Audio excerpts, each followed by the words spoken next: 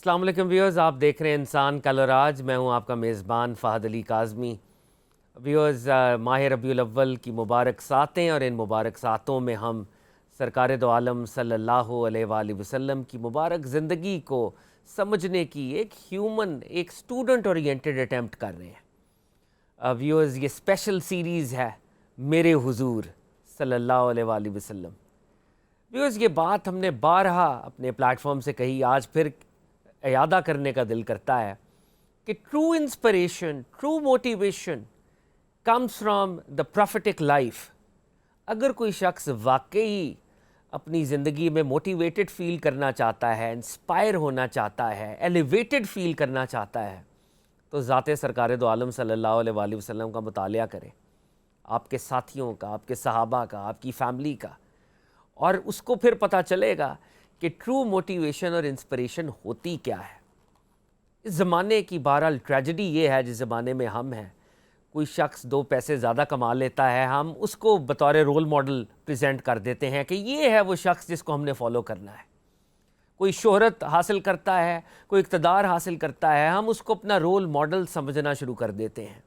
لیکن رب العزت نے ایک ہی ہستی کو رول ماڈل ڈکلیئر کر دیا ہے، ایک ہی ہستی کی لائف کو اسوہ حسنہ قرار دیا ہے، اور وہ ذات ہے ذات سرکار دو عالم صلی اللہ علیہ وآلہ وسلم کی.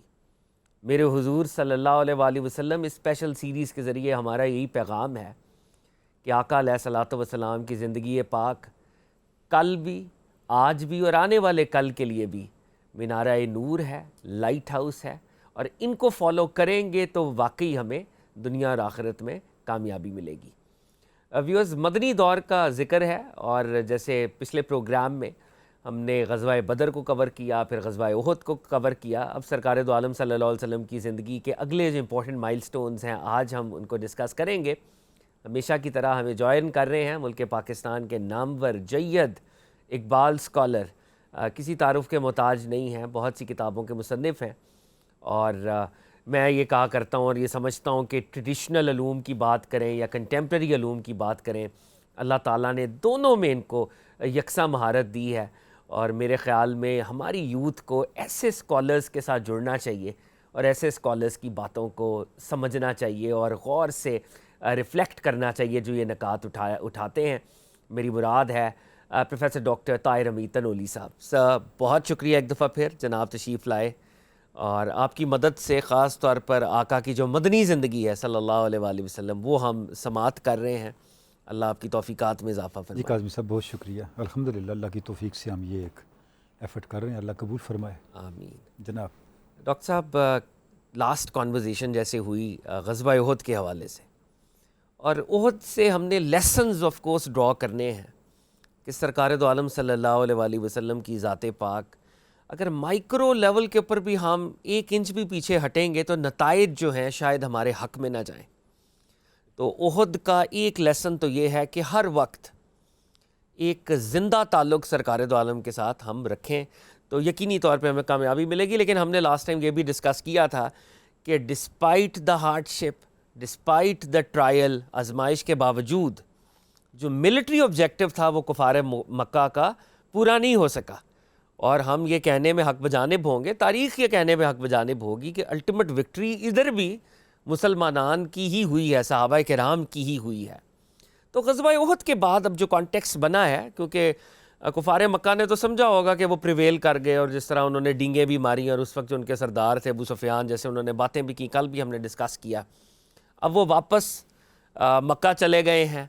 مدینہ میں یقینی طور پہ صحابہ کرام اور سرکار دو عالم صلی اللہ علیہ وآلہ وسلم نے بھی سوچ بچار کی ہوگی کہ آگے ہماری یہ حکمت عملی کیا ہونی چاہیے. تو پوسٹ احد کیا ہوا؟ جی سر. جی کاظمی صاحب، جس طرف آپ اشارہ کر رہے ہیں بلا شبہ اس میں کوئی دوسری بات نہیں کہی جا سکتی کہ احد کے میدان میں جو معرکہ ہوا اس کے نتیجے میں کفار مکہ اپنی پوری تیاریوں کے باوجود اپنے ٹارگٹس اچیو نہیں کر سکے.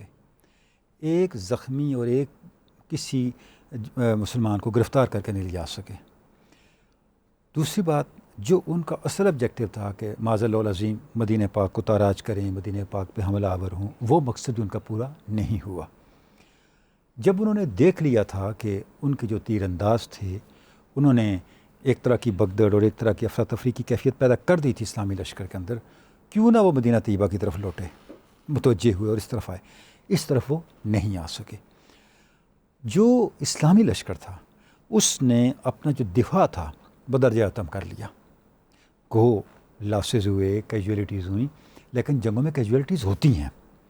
مسئلہ یہ ہے کہ کون سا فریق اپنے آبجیکٹیوز کو اچیو کرنے میں اور کون سا فریق اپنے آبجیکٹیوز کو سیکیور کرنے میں کامیاب رہا. مسلمان تو کر ہی ڈیفنس وار رہے تھے، مدافعت کر رہے تھے، تو اپنی مدافعت میں کامیاب رہے. تو کسی بھی طور آپ یہ نہیں کہہ سکتے کہ احد کے میدان کے اندر جو کفار کا لشکر تھا وہ کامیابیاں لے کے نکلا. یہ نہیں ہم کہہ سکتے. یہ کہہ سکتے ہیں کہ انہوں نے مسلمانوں پہ ان کو زد پہنچائی، وہاں پہ کچھ نقصانات کیے، جو بھی کیا، لیکن وہ اپنے آبجیکٹیوز کو اچیو نہیں کر سکے. یہی وجہ ہے کہ باوجود ہے کہ یہ مارکا ہونے کے بعد جب وہ واپس لوٹے، اگر ان کے اندر کوئی فتح کا خمار بھی تھا، لیکن اس کے ساتھ انہیں اس مدینہ کی اسٹیٹ سے اور مسلمانوں سے خطرات بھی درپیش تھے. وہ اپنے آپ کو سیکیور فیل نہیں کر رہے تھے، لہٰذا وہ تیاریاں کرتے رہے. اور درمیان میں بھی کچھ نہ کچھ مار کے کچھ نہ کچھ ان کے چھوٹی موٹی جھڑپیں یہ ہمیں ملتی ہیں. لیکن ایک جو بڑا مارکا ہوا وہ غزوہ احزاب یا غزوہ خندق کا ہوا.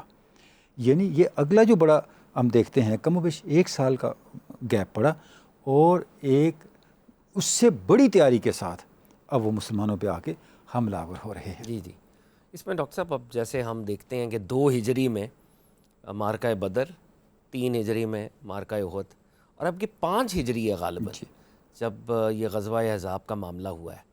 یہ جو حزب ہے یہ گروہ کو کہتے ہیں، گروپس. تو وہ کہتے ہیں کہ اس وقت جو کفار کا سردار تھا ابو سفیان، تو بہت بڑا جیش، اور اس جیش کے اندر جتنے بھی وہاں پہ ٹرائبس تھے، یعنی وہ یہ چاہ رہے تھے کہ فائنلی مسلمانوں کو اپروٹ کر دیں. تو وہ احزاب، یعنی یہ جو بیٹل آف گروپس یا بیٹل آف ٹرینچ جس کو انگریزی میں کہتے ہیں، خندق، تو اس میں کتنے لوگوں کو وہ انہوں نے جمع کیا تھا، تعداد کیا تھی؟ اور سرکار دو عالم صلی اللہ علیہ وسلم کی انٹیلیجنس نیٹ ورک کی بھی آپ بات بتاتے ہیں تو آقا کو پتہ چلا ہوگا وہ کیا معاملہ ہوگا. یہ جو غزوہ احزاب ہے یہ کئی لحاظ سے پہلے غزوات سے مختلف تھا. جی. اس کا ایک جو بڑا فرق تھا پہلی جنگوں سے وہ یہ تھا، پہلی جنگوں کے محرک جو تھے وہ صرف قریش مکہ تھے، اہل مکہ تھے. اس کے محرکین میں یہود بھی شامل تھے، یعنی اس میں ایک ایڈیشن ہو گیا. یہود کی شمولیت کی وجہ سے اس کے اندر جو دائیں بائیں کے قبائل تھے، یعنی ظاہر جو مکہ کے لوگ تھے وہ بھی پرسویٹ کر رہے تھے قبائل کو، اور جو یہود تھے وہ بھی کوششیں کر رہے تھے. تو یہ ایک طرح سے ہم یہ کہہ سکتے ہیں کہ ریاست مدینہ پر پورا جو خطہ تھا، پورا جو عالم عرب تھا وہ پل پڑا تھا.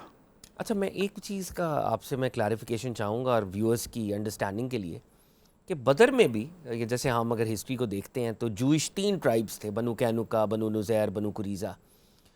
تو بدر میں بھی ان کے ایک ٹرائب نے مسلمانوں کو ڈیزرٹ کیا، میثاق مدینہ کو.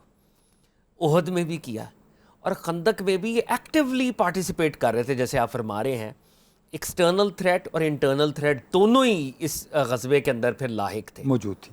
یعنی اب جو اسلامی ریاست کے خلاف اور مسلمانوں کے خلاف جو سازش کے مرکز تھے وہ 2 مرکز بن چکے تھے. ایک مرکز خیبر تھا اور ایک مرکز جو تھا وہ مکہ تھا. دونوں جگہوں سے سازشیں ہو رہی تھیں. چونکہ غزوہ احزاب سے پہلے 2 جو ٹرائب تھے یہود کے، بنو قینقاع اور بنو نذیر، ان کو مدینے سے نکالا جا چکا تھا. بنو قینقاع کا ایک بڑا حصہ تو شام چلا گیا، لیکن جو بنو نذیر تھے وہ جا کے خیبر میں آباد ہوئے. اچھا، جب وہ خیبر میں آباد ہوئے تو اب انہوں نے سازشیں شروع کر دیں اسلامی ریاست کے خلاف، اور جو انتقامی کارروائیاں اور ان کے جو ایک طرح کا گٹھ جوڑ تھا کفار مکہ کے ساتھ، اور کفار مکہ کی طرف سے بھی ان کو ایک طرح کا الٹیمیٹم بھی دیا جا رہا تھا، اور ان کو ایک ترغیب بھی دی جا رہی تھی کہ وہ آپ اسلامی ریاست کے خلاف کھڑے ہوں.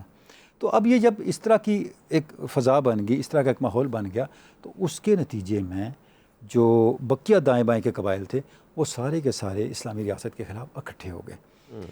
اب ایک مختلف طرح کی اسٹریٹجی جو تھی وہ درکار تھی. لیکن ڈاکٹر صاحب کتنی تعداد تھی ان کفار کی؟ غالباً 10,000 کے قریب، تقریباً 10,000 کے قریب. مطلب اس وقت یہ کہا جاتا ہے کہ مدینے کی پاپولیشن بھی اتنی نہیں تھی اس اتنی وقت، نہیں تھی، اتنی نہیں تھی. یہ 10,000 کا لشکر یعنی، اور یہ سارے ٹرائبز جو ہیں یہ اکٹھے ہو گئے تھے. یہی تو وجہ ہے کہ قرآن مجید نے جب اس منظر کو بیان کیا سورہ احزاب کے اندر، تو قرآن مجید نے منظر یہ بیان کیا کہ جب وہ لوگ آئے آپ لوگوں پہ حملہ آور ہونے کے لیے، تو اس کی دہشت کا یہ عالم تھا کہ آپ لوگوں کے دل جو تھے نکل کے حلقوں میں آ گئے تھے. اللہ اکبر. حلق تک یعنی اتنی دہشت تھی. وجہ یہ ہے کہ پورے کا پورا خطہ، پورے کے پوری یعنی 10,000 ایک جگہ پہ تعداد اپنی جگہ پہ، لیکن اس کا سائیکلوجیکل اس کا ایک امپیکٹ دیکھیں کہ پورا عالم عرب حملہ آور ہو رہا تھا. یعنی کہ شاید ہی کوئی نمایاں حصہ ہو جو بچہ ہو جو اس مہم کا حصہ نہ بنا ہو، جو ریاست مدینہ پہ آ کے حملہ آور نہ ہو رہا ہو. اچھا ڈاکٹر صاحب، ایک چیز اور میرا خیال ہے ویورز کی کلیئرٹی کے لیے ہم یہاں پہ ایڈ کرتے چلیں کہ جو منافقین تھے جن کا سرغنہ عبداللہ ابن ابی تھا، اور عبداللہ ابن ابی نے احد کے اندر بھی اپنے 300 افراد کو لے کے یہ واپس چلا گیا تھا، تو یہ بھی کہتے ہیں کہ درون خانہ ایک کورسپونڈنس پہ رہتا تھا کفار مکہ اور قریش کے ساتھ. کفار مکہ اور قریش کے ساتھ بھی اور یہود کے ساتھ بھی، یعنی دونوں کے ساتھ اس کی کرسپانڈنس تھی کہ دونوں طرف سے وہ ظاہر مسلمانوں کے بجائے اس کی ساری ہمدردیاں وہاں تھیں، یا یہود کے ساتھ تھیں یا کفار مکہ کے ساتھ تھیں، کیونکہ اس کا تو بنیادی آبجیکٹیو یہی تھا کہ جو اس کا اپنا ہدف تھا جو اس کے ہاتھوں سے نکل چکا تھا اس کو کس طرح سے انشور کریں. تو وہ ہدف کیا تھا؟ ظاہر ہے وہ آپ صلی اللہ علیہ وسلم کی آمد سے پہلے وہ تو یہاں پہ حکمران بننے کے لیے کوششیں کر رہا تھا، وہ کوششیں کر رہا تھا، تو وہ ساری کوششیں تو اس کی رائے گاں چلی گئی، اس پہ پانی پھر گیا. وہ جو دشمنی تھی ان کے باعث، یعنی وہ اب اسلام میں بھی اگر داخل ہوا تو اسلام کی طاقت کو دیکھ کے داخل ہوا تھا، پہلے تو نہیں تھا، اسلام کی طاقت کی وجہ سے اسلام مسلمانوں کا حصہ بنا تھا. اب جو بھی کوشش ہوتی جس کے نتیجے میں مسلمان کمزور ہوں یا اسلامی ریاست کی بنیادیں کمزور ہوں، وہ لازماً اس کا حصہ بنتا تھا. تو گویا کہ یہ بھی ایک اسلامی ریاست کے لیے ایک مستقل خطرہ تھا، اندر سے بھی خطرہ تھا کہ اس موقع پہ کفار مکہ کو بھی کاؤنٹر کرنا تھا، یہود کی سازشوں کو بھی کاؤنٹر کرنا تھا، اور اس کے ساتھ ساتھ جو اندر کی سازشیں تھیں ان پر بھی ریاست کی اتھارٹی جو تھی اس نے نگاہ رکھنی تھی. اچھا ڈاکٹر صاحب، اس پہ غزوہ خندق یا احزاب پر آگے جانے سے پہلے یہ ایک سوال میرے ذہن میں آ رہا ہے اور میں چاہتا ہوں کہ آپ اس کو ضرور ایڈریس کریں. عبداللہ ابن ابی کی ہپوکریسی، اس کی منافقت، اس کے نفاق اظہر من الشمس ہے، لیکن سرکار دو عالم صلی اللہ علیہ وآلہ وسلم اس کو پھر بھی ٹالریٹ کر رہے ہیں. اس کے پیچھے کیا حکمت ہے، حکمت نبوی؟ اور اس کیریکٹر کو دیکھ کر آج مسلمانوں نے کیا لیسن ڈرا کرنا ہے سرکار دو عالم کا جو ٹریٹمنٹ ہے ٹورڈز دس جینٹلمن؟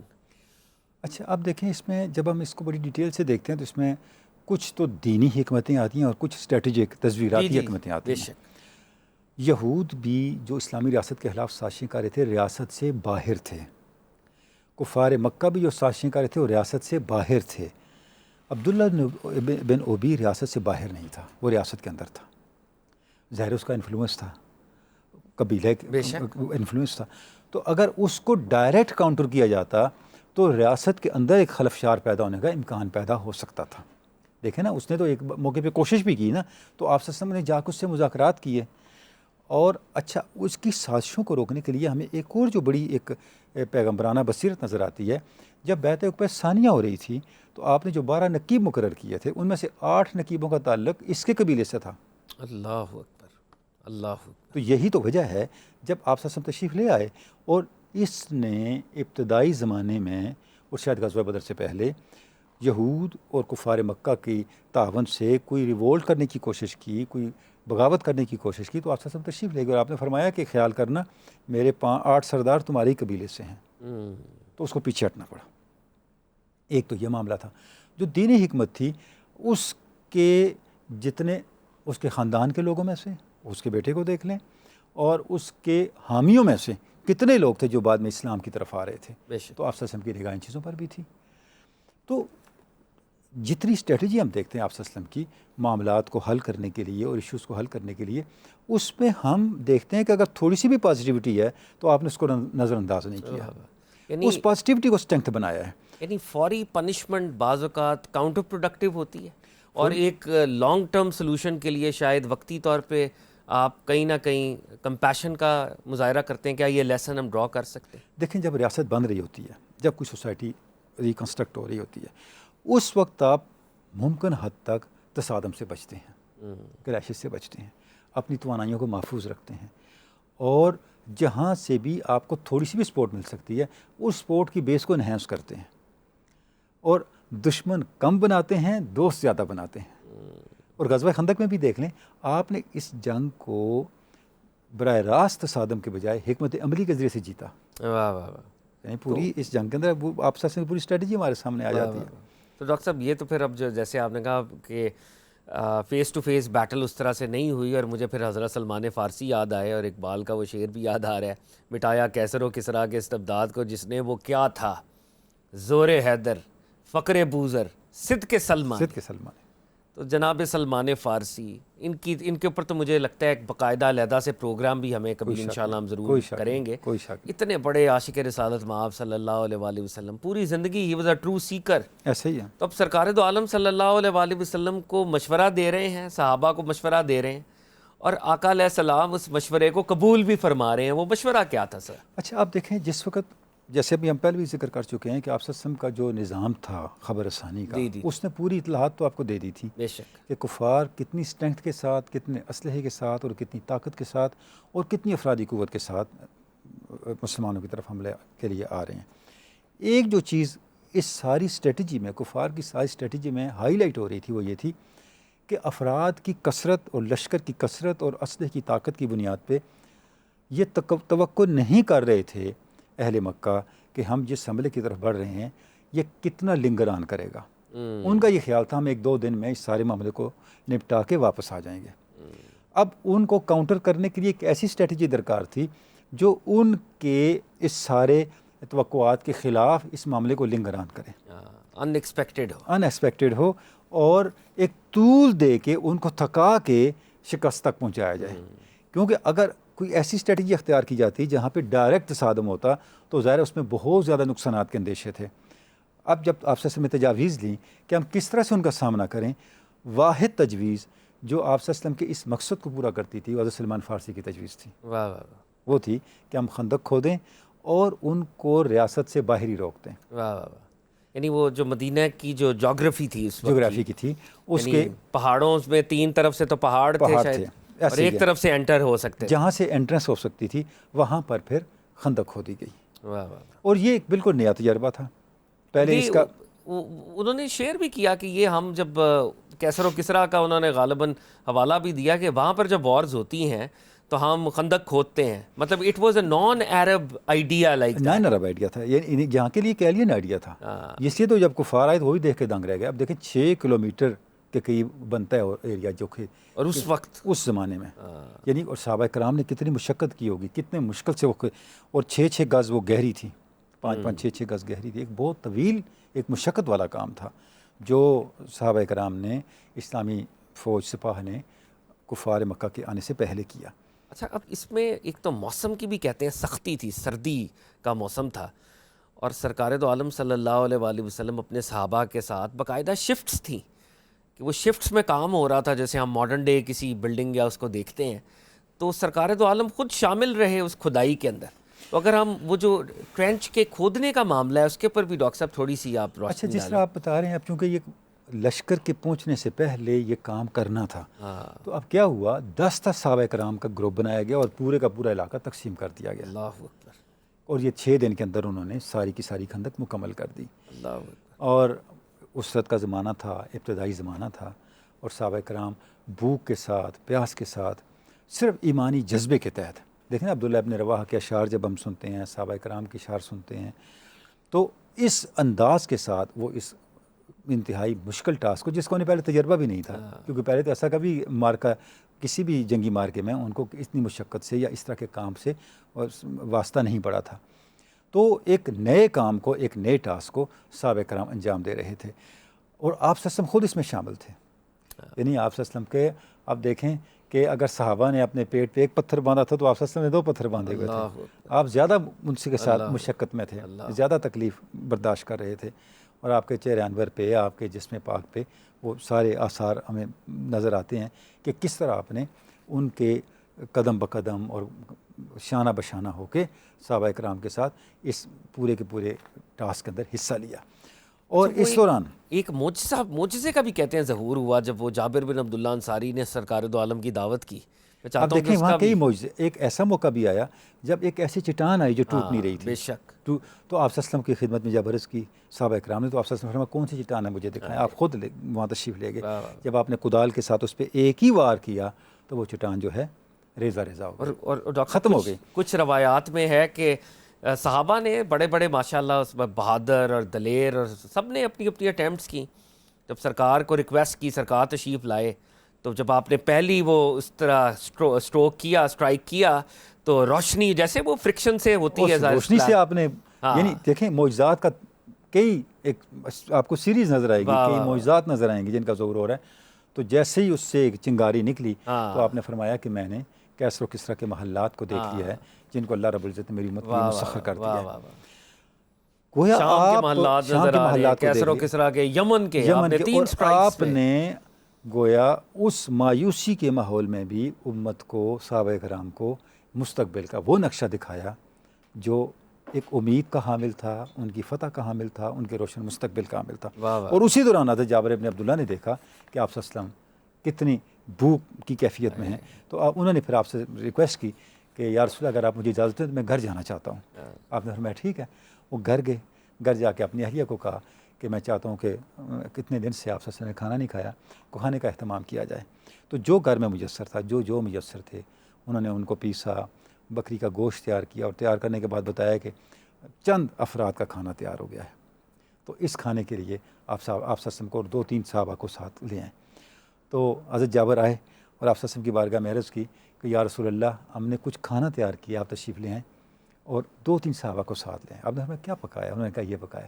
آپ نے فرمایا فوراً گھر جاؤ اور اپنی اہلیہ کو کہہ دو میرے آنے تک تندور سے اور سالن کے برتن سے ڈھکن نہ اٹھائیں۔ اللہ اور آپ نے اعلان کر دیا کہ جابر نے کھانا تیار کیا، سب کھانا کھانے کے لیے ہائے چلے۔ ہائے ہائے، سبحان اللہ۔ اب اس میں جو یہ واقعہ بیان کیا گیا ہے کتب احادیث میں، جی جی 2-3 الفاظ ہیں میں وہ یہاں جی، بیان بسم کرنا اللہ چاہوں سر، گا، بسم اللہ، اور یہ بخاری شریف کی بسم اللہ۔ ہے، بخاری شریف کی روایت ہے کہ آپ صلی اللہ علیہ وسلم تشریف لے گئے، اور جب آپ وہاں تشریف لے گئے تو آپ صلی اللہ علیہ وسلم تندور پر بیٹھ گئے اور برتن سالن کا ساتھ رکھ لیا، اور اس کے اوپر وہ رکھا ہوا تھا، ڈھکن رکھا ہوا تھا، اور سب صحابہ کو فرمایا کہ ٹولیوں میں آئیں کھانا کھانے کے لیے، افراتفری اور اجدام کی کیفیت نہ پیدا کریں۔ صحابہ کو بٹھایا اور حضرت جابر نے کھانا رکھنا شروع کیا، آپ صلی اللہ علیہ وسلم کھانا نکال کے دے رہے تھے۔ حدیث کے الفاظ ہیں وَيُخَمِّرُ الْبُرْمَةَ وَالتَّنُورَ، ہائے اس سارے عمل کے دوران تنور اور جو ہانڈیا تھی وہ ڈھانپی رہی، اس سے ڈھکن نہیں اٹھایا گیا۔ یعنی مطلب کیا ہے؟ مطلب یہ ہے کہ جس وقت آپ اللہ کے بھروسے پہ کوئی عمل شروع کر دیتے ہیں، پھر اپنی عقل کو سائڈ پہ رکھ دیں۔ ہائے ہائے، واہ واہ واہ واہ۔ یعنی آپ صلی اللہ علیہ وسلم نے اپنی معجزانہ شان دکھانے کے ساتھ بھی ایک اسوہ بھی دیا، ہاں بے شک۔ ایک اسوہ بھی دیا کہ تائید الہی کا ظہور اخفاء میں ہوتا ہے۔ واہ واہ واہ، یعنی آپ کی ریشنل امپیریکل فیکلٹیز ان کو پیچھے کر دو، ان کو وہ پیچھے غیب کر میں دو، چلے جائیں۔ اور جس وقت آپ اخفاء کے اندر کسی عمل کو تکمیل پذیر کرتے ہیں تو اس کے اندر پھر اللہ کی تائید بھی ساتھ ساتھ عمل کر رہی ہوتی ہے، برکت کا ظہور برکت کا ظہور ہو رہا ہوتا ہے۔ اور جب سب صحابہ کرام نے کھانا کھا لیا، پھر آپ نے حضرت جابر کو بلایا اور فرمایا کہ اب تم بھی کھاؤ اور تمہارے گھر والے بھی کھائیں۔ وہ کہتے ہیں جب ہم نے دیکھا تو کھانا اتنا ہی تھا، ہائے ہائے ہائے، جہاں سے اللہ کام شروع کیا تھا اللہ اللہ، کھانا اتنا ہی تھا۔ واہ واہ واہ۔ تو یہ ایک معجزانہ جو پہلو تھا، یعنی آپ صلی اللہ علیہ وسلم کی حیات پاک کا، آپ صلی اللہ علیہ وسلم کی شخصیت کا، وہ اس دوران ہمارے سامنے آتا ہے۔ ہائے ہائے۔ اچھا اب ڈاکٹر صاحب یہ 6 دن کے اندر سرکار دو عالم اور آپ کے صحابہ نے اس خندق کو، اس ٹرینچ کو کھودا، اور جیسے آپ نے بتایا کہ جی کلومیٹرز لمبی، یعنی 6 کلومیٹر غالباً لمبی، 5-6 کلومیٹر 5-6 کلومیٹر لمبی، اور اس دور کا سارا مدینہ آف کورس کور ہو رہا تھا، کور ہو رہا تھا۔ اور اس کی ڈیپتھ بھی تھی کہ اگر کوئی حملہ آور ہو تو اس میں گرے گا، وہ 5-5.5 پار نہیں کر گز سکے، وہ گہری تھی، ہاں، بالکل، پار نہیں کر پار سکے۔ نہیں کر سکتے تھے۔ اب جب یہ کفار کا جیش جو 10,000 کا لشکر ہے، اس میں قریش کے ٹرائبز ہیں، یہود کے ٹرائبز ہیں، اور وہ جزیرہ نما عرب کے دیگر ٹرائبز ہیں، اور وہ آئے ہیں فائنل بیٹل کے لیے کہ ان کے نزدیک خدا نہ خواستہ نعوذ باللہ وہ ایک وائس کو اپ روٹ کرنے آ گئے ہیں۔ اب یہ جب آگے خندق ہو سامنے انہوں نے پائی ہوگی تو یہ تو بڑی ان ایکسپیکٹڈ سی ایک چیز ہوگی ان کے لیے۔ دیکھیں جب انہوں نے آ کے دیکھا تو وہ سمجھ نہیں آ رہی تھی کریں کیا، یعنی کہ جہاں انہوں نے حملے کرنے تھے ان کے درمیان ایک اتنا فاصلہ ہے، نہ انہیں اس کی تربیت تھی، نہ کبھی ان کو اس کا ایکسپیرینس ہوا، نہ کبھی یہ معاملہ دیکھا، تو وہ دیکھ کے دنگ رہے کہ یہ کیا معاملہ ہے۔ تو اب ظاہر ہے اس طرح کی جنگیں تو ہو نہیں سکتی تھی، اب دو بدو نہ ڈویل ہو سکتے تھے، نہ یلغار ہو سکتی تھی، جیسے کہ عام طور پہ وہاں جنگ کرنے کا طریقہ تھا۔ ایک ہی راستہ تھا کہ اس کو کراس کر کے جائیں سامنے، وہ پاسبل نہیں تھا موسٹ کیسز میں۔ اور جو آخری آپشن میرا خیال جو انہوں نے لی، جو کہ جس کے لیے وہ تیار نہیں تھے، کہ محاصرہ کر لیں، وہ بعد میں ہوا۔ دیکھیں کچھ لوگوں نے پھر کوشش کی، ان میں عمر ابن عبد ود تھا اور نوفل تھا، جنہوں نے چھلانگ لگا کے اپنے گھوڑے کے ذریعے سے خندق کو پار کرنے کی کوشش کی۔ یہ تو شروع کے دنوں کے شروع کے دنوں میں جیسے ہی وہ پہنچے تو اب سیدنا علی مرتضیٰ نے ان دونوں کو قتل کر دیا۔ نہیں، لیکن وہ ڈاکٹر صاحب وہ جو کہتے ہیں کہ جب عمر بن عبد ود 40 افراد کے ساتھ کشتی لڑتا تھا، اور he was very tall, very stocky, اور پورے عرب میں اس کی دھاک تھی عمر بن عبد ود کی، اور جب اس نے وہ پکارا کون ہے، کون سی زوجہ ہے جو بیوہ ہونا چاہتی ہے، کون سی بہن ہے جو اپنے بھائی کو قربان کرنا چاہتی ہے، اور اس وقت صحابہ، آف کورس ہر صحابی سرکار دو عالم صلی اللہ علیہ وسلم کے جانثار، تو ان کی تعداد تو لامحدود تھی وہاں پہ، وہ عشق تو تھا، لیکن علی المرتضیٰ کھڑے ہو رہے ہیں، علی مرتضیٰ کھڑے اور سرکار دو عالم کہہ رہے ہیں آپ بیٹھ جائیں، پھر وہ پکار رہے ہیں علی المرتضیٰ کھڑے ہو رہے ہیں، سرکار دو عالم کہہ رہے ہیں بیٹھ جائیں، پھر جب تیسری دفعہ اس نے پکارا اور حضرت علی المرتضیٰ نے ریکویسٹ کی سرکار دو عالم صلی اللہ علیہ وسلم نے، سرکار نے اپنے حکم کے تحت ان کو اجازت دی، اور پھر کیا شان تھی کہ اپنا امامہ جو ہے حضرت علی المرتضیٰ کے سر پہ باندھا ہے، اور کچھ روایات میں یہ ہے آپ نے فرمایا آج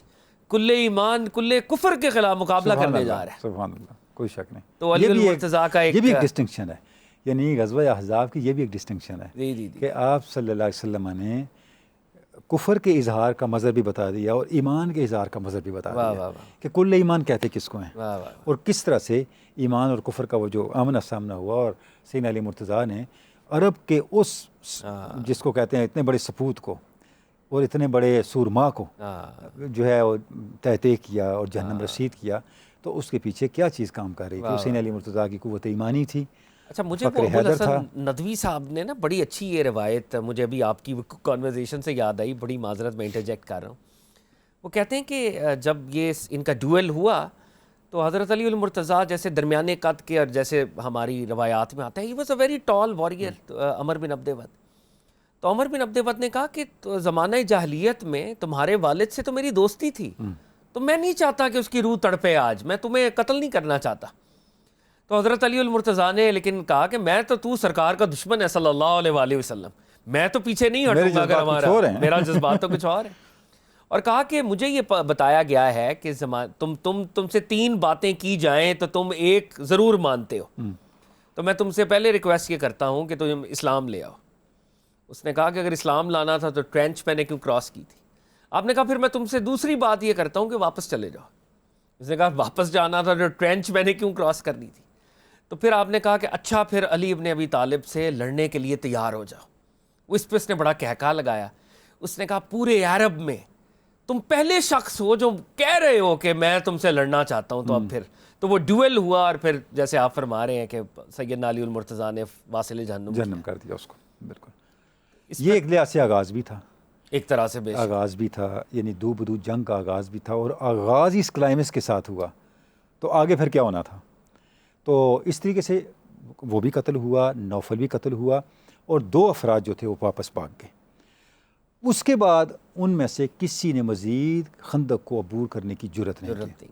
اب محاصرے پہ وہ آ گئے، اب محاصرہ انہوں نے شروع کر دیا۔ تو محاصرے کے دوران ظاہر ہے ان کے تو ذہنوں میں یہ بات نہیں تھی، وہم و گمان میں نہیں تھی کہ ہمیں یہاں پہ اسٹے کرنا پڑے گا، رکنا پڑے گا، اور آپ صلی اللہ علیہ وسلم اور لشکر اسلام تو اس کے لیے ذہنی طور پہ تیار تھا، یعنی وہ تو پورے انتظام کے ساتھ خندق کھود رہے تھے کہ جتنا عرصہ بھی محاصرہ طول پکڑتا ہے ان کو کوئی مسئلہ نہیں ہوگا۔ اچھا، اس کے اوپر پھر جو موسم کی شدت تھی یہ الگ سے تھی، فَأَرْسَلْنَا عَلَيْهِمْ رِيحًا وَجُنُودًا لَمْ تَرَوْهَا، یعنی اس کا مطلب یہ اللہ نے جو لشکر ان پہ مسلط کیے ان میں ایک سردی بھی تھی۔ تو جب کتنے دن تک محاصرہ چلتا چلا گیا تو سردی کی وہ جو سرداران قریش تھے وہ تو اس کے عادی نہیں تھے کہ موسم کی شدتوں میں بیٹھیں اور موسم کی شدتوں کو برداشت کریں.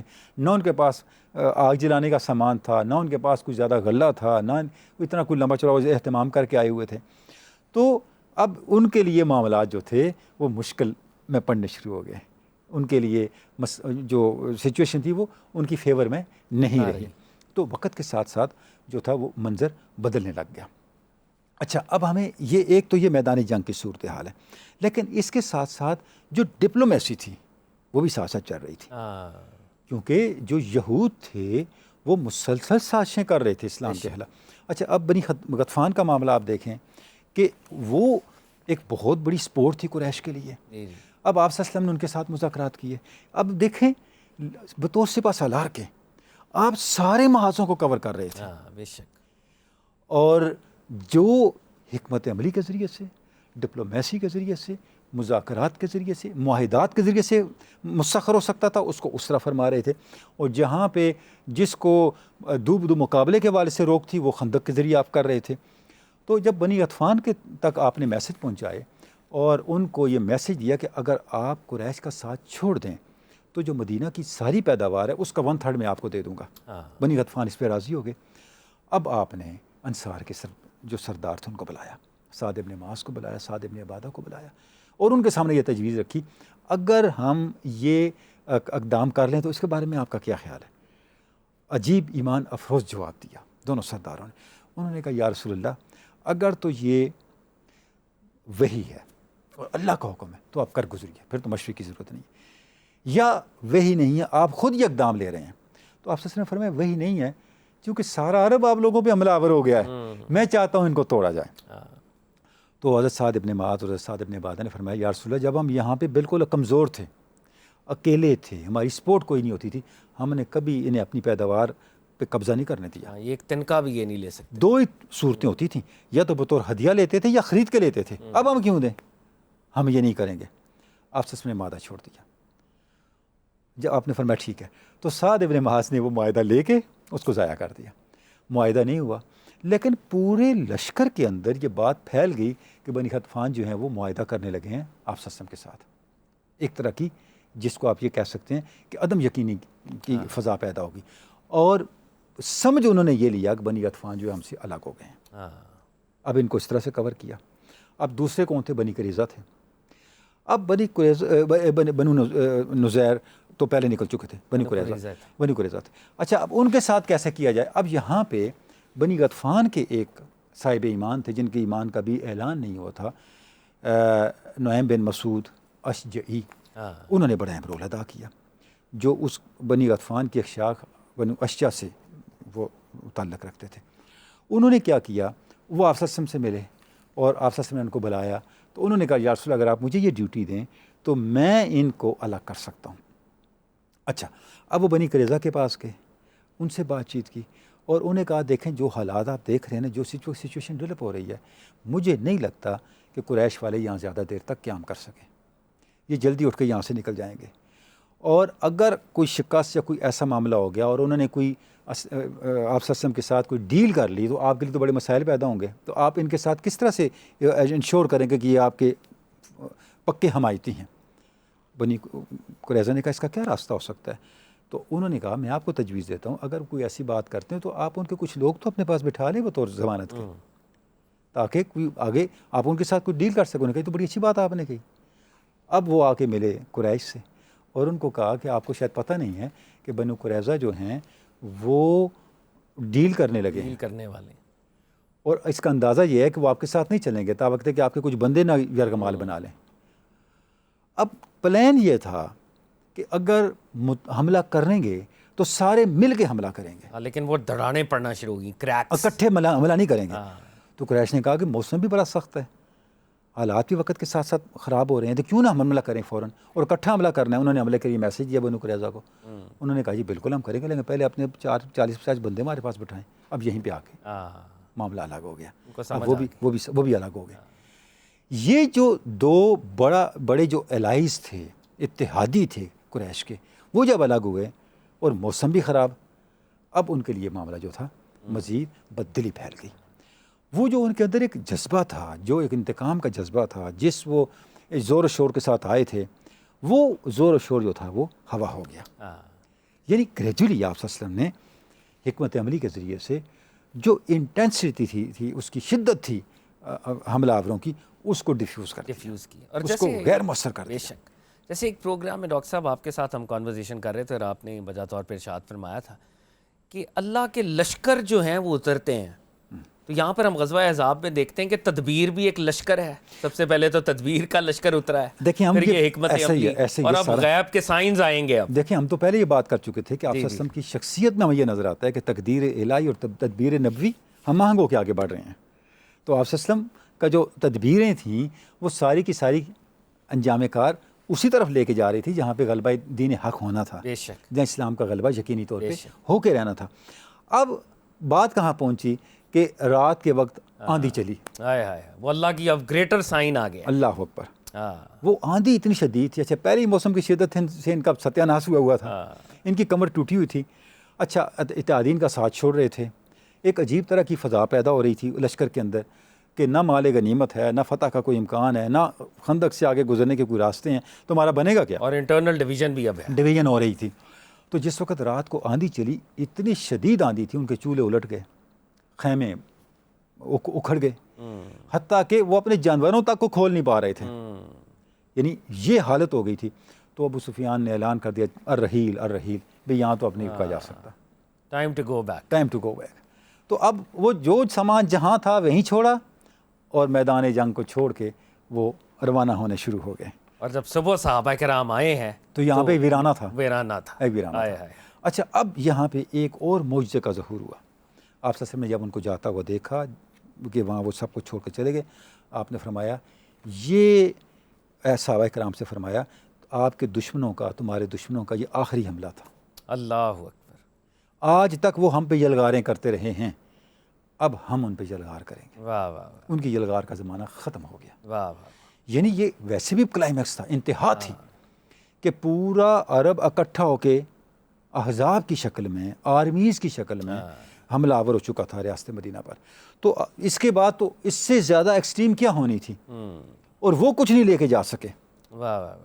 تو آپ نے ارشاد فرمایا آج کے بعد قریش آپ پہ حملہ آور نہیں ہو سکیں گے. واہ واہ. گویا یہ حملہ کیا تھا, اس نے مستقبل کے سارے خطرات جو تھے اسلامی ریاست سے ان کو ٹال دیا, ان کو ختم کر دیا. یعنی ان کے تابوت میں آخری کیل تھا. آخری کیل تھی. واہ واہ. نفسیاتی لحاظ سے بھی شکست تھی, معاشی لحاظ سے بھی شکست تھی, اور اس کے ساتھ ساتھ جو ان کی اسٹریٹجک اور پولیٹیکل ایفیلیشنز تھی دائیں بائیں لوگوں کے ساتھ, اس لحاظ سے بھی شکست تھی. کسی طور پہ بھی ان کو کچھ اچیو نہیں ہوا, بلکہ وہ ہر لحاظ سے لوز کر کے یہاں سے گئے.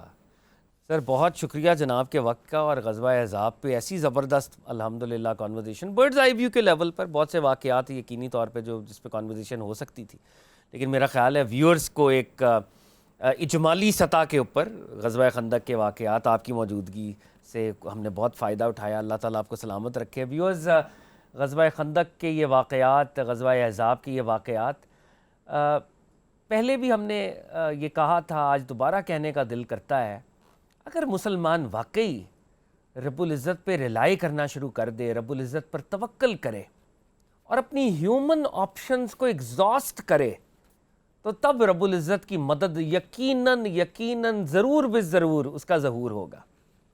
آج اس دور میں ہم رہتے ہیں, جب ہم ورلڈ پاورز کی بات کرتے ہیں, اپنی تنزلی کا رونا روتے ہیں, تو ہماری ایفرٹ بھی نظر نہیں آتی اور رب العزت پر وہ توکل بھی نظر نہیں آتا. جسٹ امیجن جب کفار کا 10,000 کا لشکر مدینہ طیبہ پر حملہ آور ہوا, اور مدینہ کی پوری آبادی بھی کہتے ہیں 3 سے 4 ہزار سے زیادہ نہیں تھی, اور اللہ رب العزت نے کس طریقے سے صحابہ کرام کی مدد کی. تدبیر کے لشکر اترے, لشکر کے درمیان انٹرنل ڈویژن ہوئی, اور پھر وہ آندھیوں کا چلنا, وہ موسم کی تغیر و تبدل جس نے کفار کو گھٹنے ٹیکنے پر مجبور کر دیا. آئی تھنک یہ وہ لیسن ہے جو ہمیں ڈرا کرنا ہے بحیثیت امہ. ہمیں اللہ رب العزت پہ ریلائی کرنا ہے, توکل الی اللہ, اور جب توکل الی اللہ مستحکم ہوتا ہے تو کامیابی مسلمانوں کے قدم ضرور چومتی ہے. ویورز ہم اللہ تعالیٰ سے دعا کرتے ہیں, جو کچھ ہم سن رہے ہیں, جو کچھ ہم بیان کر رہے ہیں, اللہ رب العزت ہمیں اس پر عمل کی توفیق عطا فرمائے. پروفٹ صلی اللہ علیہ وآلہ وسلم کے مبارک نقش قدم پر چلنے کا شرف عطا فرمائے، اور میرے حضور صلی اللہ علیہ وآلہ وسلم آپ کی محبت ہمارے قلوب اور ہماری نسلوں کے اندر منتقل فرمائے۔ Viewers, this is your host Fahad Ali Kazmi signing off. Keep watching Alif tele vision.